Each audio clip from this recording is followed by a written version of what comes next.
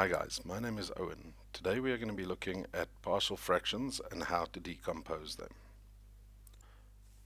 To understand and decompose partial fractions, we need to study the standard results. Please ensure that you learn and know the standard results off by heart. Looking at the first standard result, we have two distinct factors, x plus 1 and x minus 2. This can be broken up into a over x plus 1 plus b over x plus 2. This type of fraction can also be written as x squared plus 6x plus 5, which can then be simplified into two distinct factors, x plus 3 and x plus 2. By distinction, if we have three distinct factors, x plus 1, x minus 2, and x plus 2, we then break them up into a over the first factor, b over the second factor, and c over the third factor. Something to look out for is when we have a perfect square as a factor. If we look at x plus 1, x squared minus 9. The second factor is a perfect square. It can be broken up into x plus 1, x plus 3 multiplied by x minus 3. This gives us three distinct factors, and it should be written as a over the first factor, b over the second factor, and c over the third factor. The last standard to learn is if we have a repeated root as a factor. In the example, we have x plus 1 and x minus 2 squared. The second factor, x minus 2 squared, is a repeated root. The standard result you need to know is this would be a over x plus 1, b over x minus 2, and c over x minus 2 squared. In the first example, we will be finding a partial fraction decomposition of a rational expression. We will be going through the partial fraction decomposition of 3x divided by x plus 1, x minus 2. So looking at our standard number 1, we have two distinct factors, which means we will be writing a over the first factor plus b over the second distinct factor. That would give us a over x plus 1 plus b over x minus 2.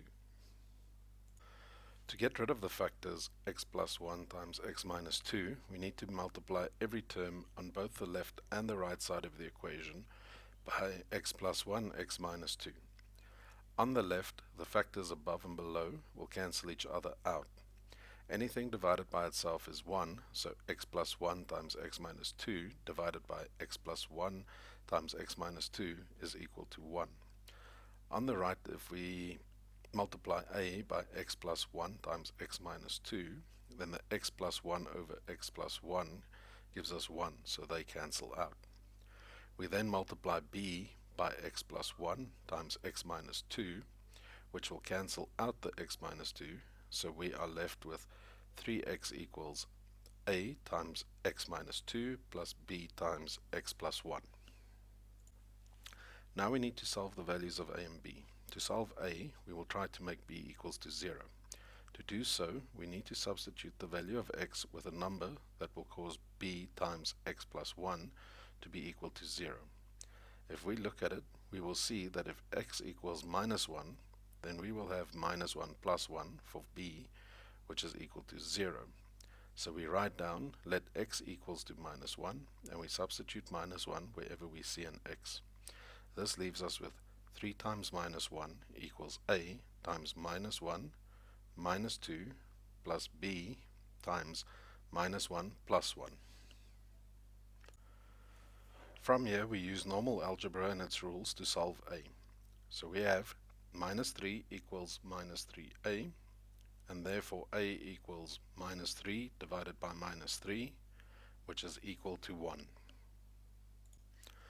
To solve b, we need to follow the exact same process, but in this case we need to get a equals to 0. So we need to substitute x with plus 2 to accomplish this. Write down let x equals to plus 2 and plug plus 2 wherever there is an x. This leaves us with 3 times plus 2 equals a times plus 2 minus 2 plus b times plus 2 plus 1. This gives us 6 equals 0 plus 3b, therefore b equals 6 divided by 3, which is 2. Now we need to go back to step 1 and complete the standard result by plugging in the values of a and b, which gives us an answer of 3x over x plus 1 times x minus 2 equals 1 over x plus 1 plus 2 over x minus 2.